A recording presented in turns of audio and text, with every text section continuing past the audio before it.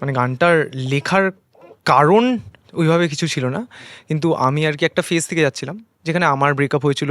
I was in a very long relationship, আর ওইখান থেকে আর কি ছাড়াছাড়ি হওয়ার পরে আম, ওই সেম বাড়িতে সেম রুমে রয়েছি। গিটার বাদে আর কিছুই ছিল না আশেপাশে। বন্ধুরা ছিল, মানে আদিল, বাবলা, সৌরিশ, এদের সাথে সবার সাথে যেমনি জ্যাম হচ্ছে হচ্ছে পারফরমেন্সেস শোজ চলছে। ওটার মাঝখানে যেইটুকু টাইমটা গ্যাপ থাকে, ওয়েন উই আর রেস্টিং, 3-4 দিনের হয়তো গ্যাপ রইলো বা ওরকম টাইমে। তো তখন আর কি বাড়িতে একা ছিলাম, আর অনেক দিন পর পুরোপুরি একা ছিলাম বাড়িতে।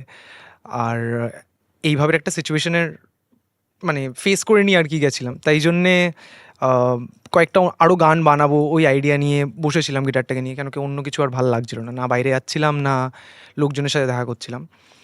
তো এই রিফটা মানে আমাদের গানের যে ইন্ট্রো সেকশনটা, ওইটা আমার মাথায় ছিল, আর ওইটা বাজাতে বাজাতে কয়েকটা ওয়ার্ডস ওটার অ্যারাউন্ডে লিখতে শুরু